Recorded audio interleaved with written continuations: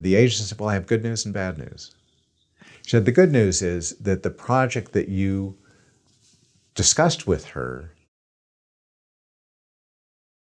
Gary, you're a former attorney turned Hollywood producer, criminal defense attorney, correct? Correct. Okay. I'm sure you've seen some good sides of people and maybe some not so good sides. From what you've seen, how true is it that screenplays are stolen, that ideas are stolen? Or ideas really can't be stolen? Well, I wouldn't go so far as to say ideas cannot be stolen, but in my experience, it's extraordinarily rare. I see a lot of writers very concerned about it, and my advice to them is, by all means, protect your work. Your IP needs to be protected. You've worked hard. So at a minimum, you want to put a copyright notice on it, but you also want to register it for copyright, which are different, right? And for an extra layer of frosting on the cake, you might want to register it with the Writers Guild of America. After that, I wouldn't worry about it. I've personally never, the kinds of things that I'm concerned about are not theft of intellectual property so much as unfair dealings, right? It's a totally different beast. But actual theft of whether it's an idea or an existing screenplay or teleplay, I've never personally actually had that experience. I've been in the business a lot of years. I know it happens only because I read about it once a decade in a trade paper that so-and-so claims X happened. But I wouldn't be concerned about it. My attitude was always, when I was managing a young writer, I want the world to read this. So I'm willing to, I'll make 1 million copies, I'll hire a helicopter and I'll drop it out over the city of LA and let everybody read this beautiful script. Because I don't believe they're going to steal it. So I think there's a difference between protecting your work and worrying about it. And, you know, the only thing I would add on the flip side of that is, don't be too casual about where you invest your time, and thus how you disseminate your script. So while I was joking about the helicopter, I'm joking. It's, you know, you really want to choose wisely how you use your time, who you invest your time in meeting. And if you do that well, then the other becomes sort of a non-item. You know, if you're careful about who you are building as your professional infrastructure, then I wouldn't give a second thought to it. I think it's very hard to steal and get away with stealing intellectual property. It's a very close-knit business. And if it were to happen, there are protections, but you can't stop it. So why worry about something you can't stop?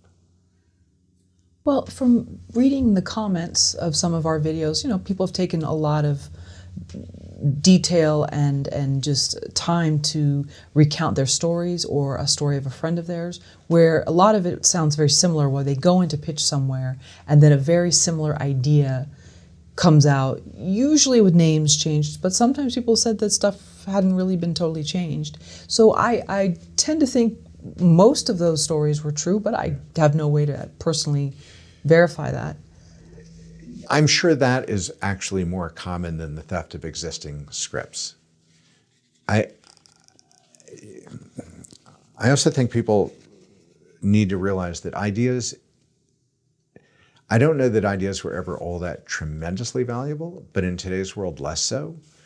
And I would suggest, I would advise people not to be so excited about their idea that they're busy pitching as an idea all the time to everyone they encounter.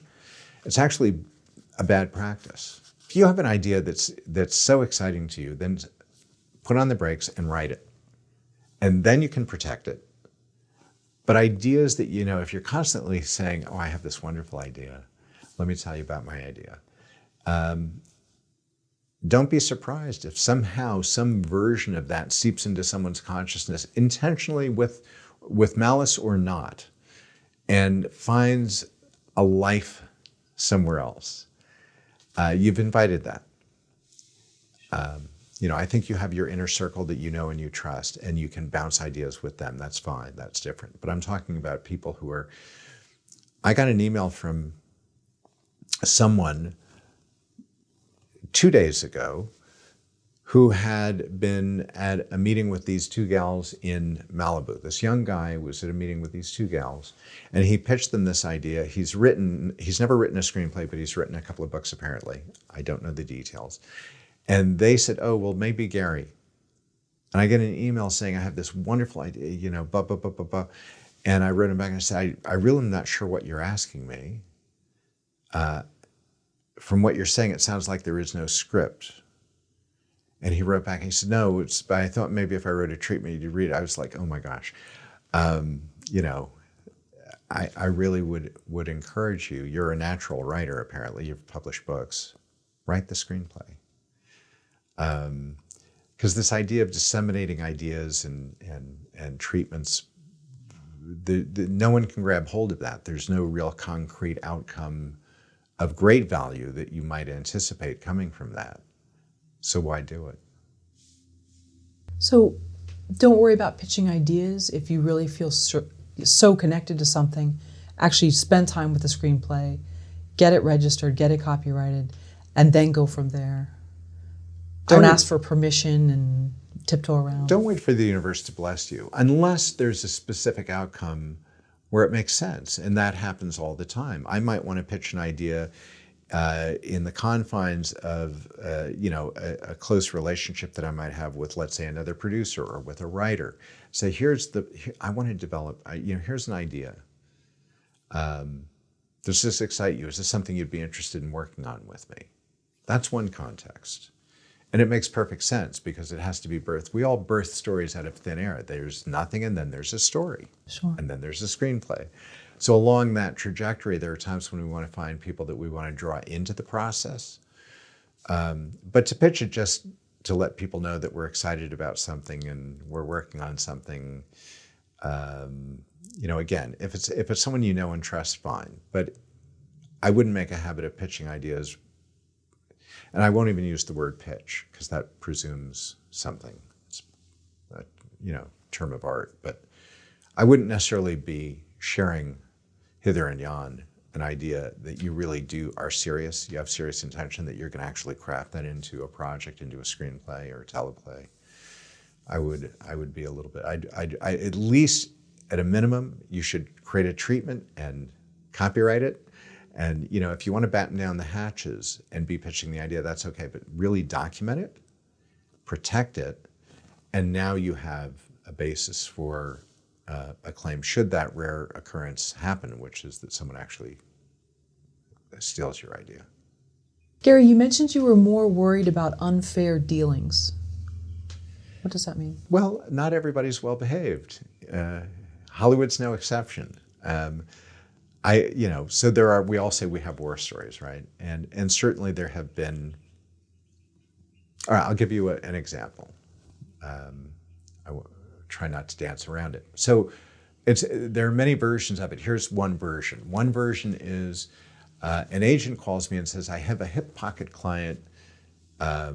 Would you meet with her? Absolutely, I'm delighted to meet with her.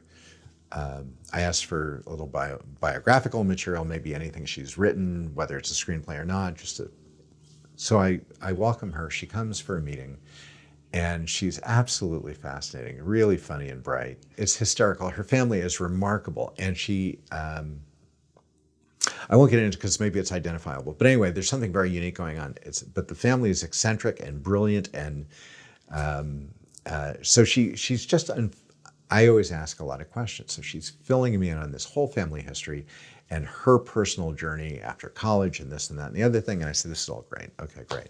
So an hour into it, I said, would you mind terribly if I pitch you a story? And she's like, okay. And all I did was I took everything she had just told me, which she would never have conceived of as a story worthy of the big screen. And I pitched her a comedy because it was like an intelligent comedy, like brilliant. And I pitched it back to her as a feature idea. And you could see her eyes getting saucer wide, very excited, like, oh my God, that's my family story. That's me. And she said, I love it. I said, okay, so here's the thing. You said you're going back home for a visit. So I would love to ask, not as a homework assignment, but just, if you would, gather up the local newspaper publisher, gather up a bunch of the editorials, copies of the paper, bring back your yearbooks from school, bring back these A, B, C, D, E, F, G, and let's dig into this. This could be a lot of fun. And she was all excited, like, this is amazing. Yes, I want to do this. This is great. I said, thank you for coming by. I said, call me, just be in touch when you're back. She said, I'll be gone 3 weeks. So 4 weeks go by, 5 weeks go by, and I think, I'm going to call her agent. And I called her agent. I said, so-and-so was so lovely. And I know we talked about it, and it was such a great meeting. And she was going to be gone 3 weeks, and she said she'd be in touch when she got back. And I haven't heard from her. I just want to make sure, is everything okay? And the agent said, well, I have good news and bad news. She said, the good news is that the project that you discussed with her is now set up. And I said, let me guess at the bad news. I'm not involved. And she said, yeah. And she gave me a reason. The reason in that instance was, well, I took it to a senior vice president, and she has some people with deals, and she needed to feed a project to one of their people that are under contract. And I said, no, that's lovely of you to try and find a reason to make me feel better, but it doesn't, because I know the only reason I'm not involved is because you didn't want me involved. Had you said there was a producer on it, it never would have occurred to an executive to think otherwise. Look, these things happen. And over the course of several decades, you're going to have a multiple of these stories. Lost opportunities, people who just exercise poor judgment. Omit information?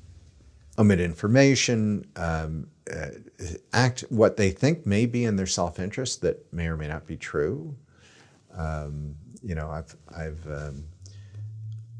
I've set up projects at studios on a handshake with the verbal understanding with an agent, different from the story I just told, that they wouldn't they wouldn't paper the underlying rights to the script on behalf of their writer client until my producing deal was at least codified as an email, informally, right? And I've had that violated. Now you think to yourself, how would a person do that? Because they were going to get a commission on my fee, right? A single project commission. Well, it makes no sense that they would chop my knees off because it's going to cut my fee in half, but they do it. And I'm not, it's like, I still got a movie made. I'm still made a great fee, right? Was I happy about it? No. But, you can't, here's the thing. I trust people. And I would much rather go through life very, very occasionally being disappointed rather than going through life mistrusting people and saying, you got to sign, everything has to be buttoned down. And I expect you're going to behave badly. No. Because the truth is that I can tell you stories, but they're a needle in the haystack of my experience over the course of my years in the business. Most people behave reasonably well. And it's on us, I do think it's incumbent on us to be really clear and state aloud what we care about and what we expect. And if we're uncomfortable, then just do a one-page memo. I mean, there is a lesson. I'm too trusting. I know that. But there's a way not to have that be your experience on a consistent basis. It's, if you stay in any business long enough, you're going to have a couple of disappointments. But they're not life-altering, one hopes.